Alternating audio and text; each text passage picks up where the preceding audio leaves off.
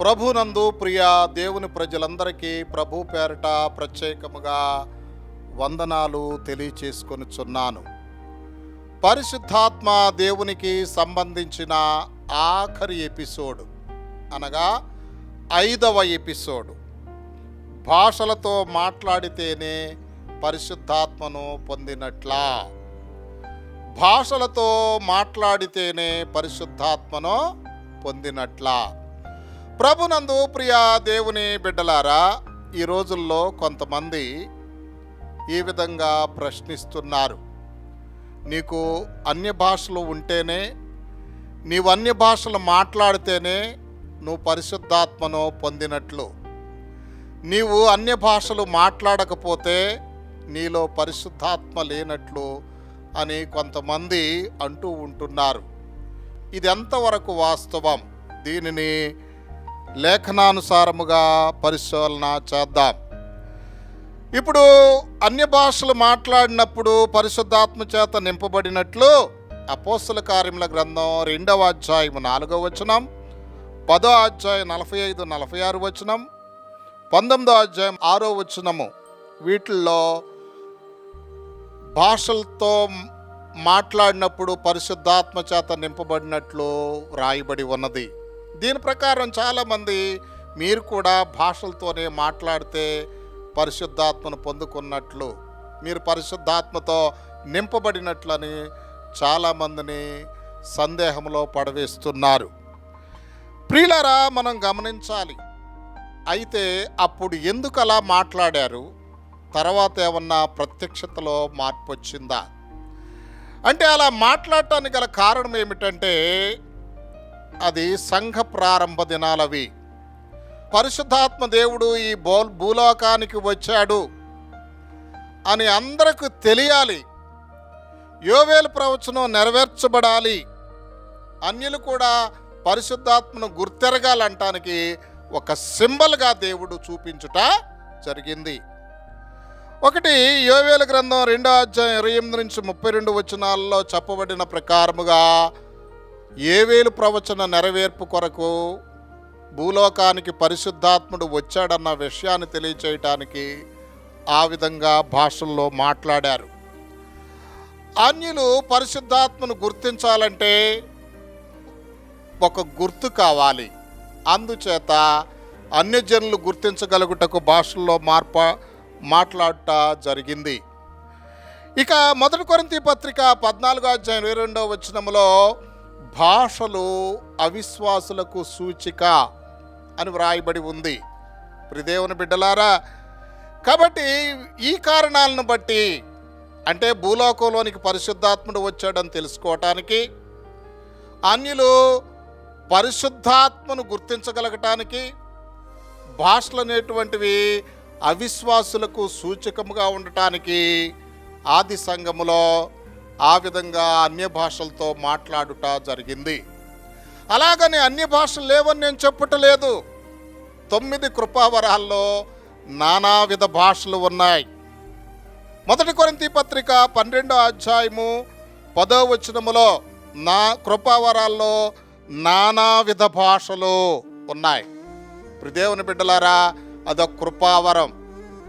ఏ వరం అందరికీ ఖచ్చితంగా ఉండాలని ఏమాత్రం కూడా నియమము లేదు.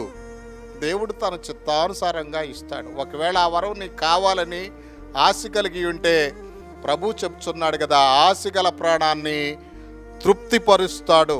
గమనించవలసినటువంటి విషయం. కాబట్టి ఈ భాషావరం ఎందుకంటే ఉపయోగం, ప్రభువుని వ్యక్తిగతముగా స్తుతించుటకు. భాషావరం వలన సంఘానికి అంత ప్రయోజనం లేదు, కానీ నువ్వు ప్రభువుని వ్యక్తిగతంగా స్తుతించి ఆత్మలో బలం పొందటానికి భాషావరం కావాలి. భాషావరం వద్దంట్లా నేను, భాషావరం ఉన్నదే. కాబట్టి ఇది ఒక స్తుతి ప్రార్థన.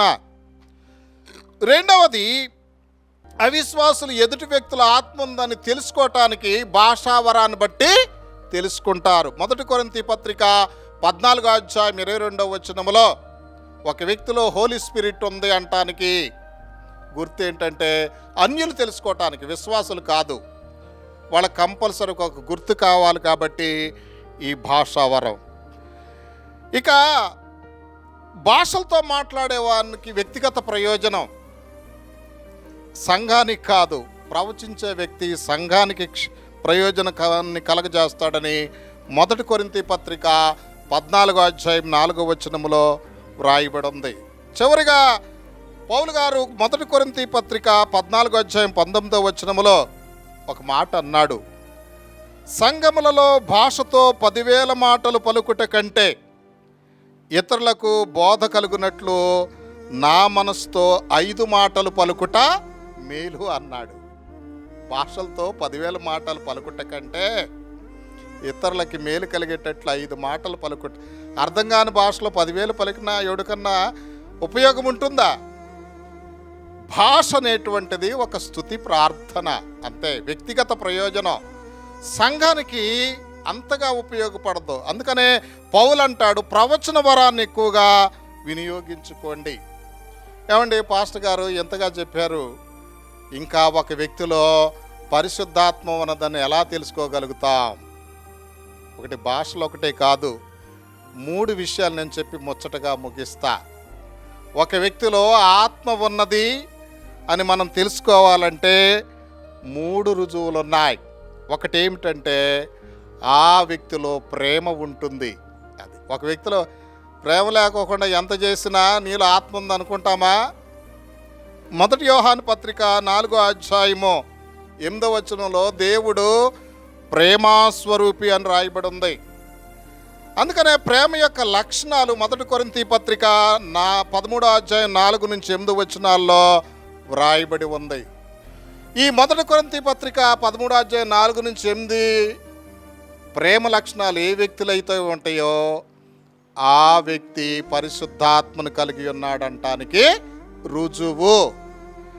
రెండవది, పరిశుద్ధాత్మ మనలో ఉందంటానికి రెండవ రుజువు ఏమిటంటే మాదిరి జీవితము.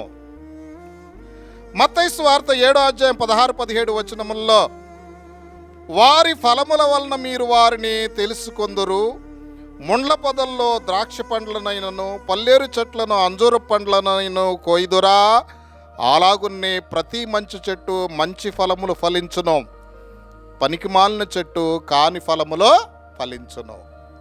మాదిరి జీవితం, మంచి జీవితం, ప్రభునందు వాక్యానుసార జీవితం. ఒక వ్యక్తిలో పరిశుద్ధాత్మ ఉందని ఎప్పుడు తెలుసుకుంటే ఆ వ్యక్తి వాక్య ప్రకారం జీవించినప్పుడు. మొదటి రుజువు ప్రేమ కలిగి ఉండటం, రెండవ రుజువు వాక్యానుసార జీవితం. ఇక మూడవ రుజువు ఏంటో తెలుసా? 9 ఆత్మఫలాలు కనిపించాలి. ఆ వ్యక్తిలో పరిశుద్ధాత్మ ఉందంటానికి మూడవ రుజువు 9 ఆత్మఫలాలు. ప్రేమ, గల్తీ 5:22లో చెప్పాం కదా, ప్రేమ, సంతోషము, సమాధానము, దీర్ఘశాంతము, దయాళుత్వము, మంచితనము, విశ్వాసము, సాత్వికము, ఆశా నిగ్రహం మొదలైన 9 ఆత్మఫలాలు కలిగి ఉండాలి. ఈ విధంగా ఈ 3 రుజువులు, ప్రేమ కలిగి ఉండుట, మాదిరి జీవితం, ఆత్మఫలాలు కలిగి ఉన్నప్పుడు ఆ వ్యక్తిలో పరిశుద్ధాత్మను కలిగి ఉన్నాడు, పరిశుద్ధాత్మ చేత నింపబడి ఉన్నాడని మనం గ్రహించగలుగుతాం. భాషావరం అనేటువంటిది కృపావరాల్లో ఒకటి. భాషలు లేవని నేను అంటలేదు, అది కృపావరాల్లో ఒకటి. ఏంటి ఈయన భాషలకు విరుద్ధమని మీరు అనుకుంటారేమో. భాషలకు విరుద్ధం కాదు, భాషలకు అనుకూలమే. అది ఒక గొప్ప స్తుతి ప్రార్థన, మనకు విశ్వాసకి వ్యక్తిగతంగా మేలు చేస్తుంది.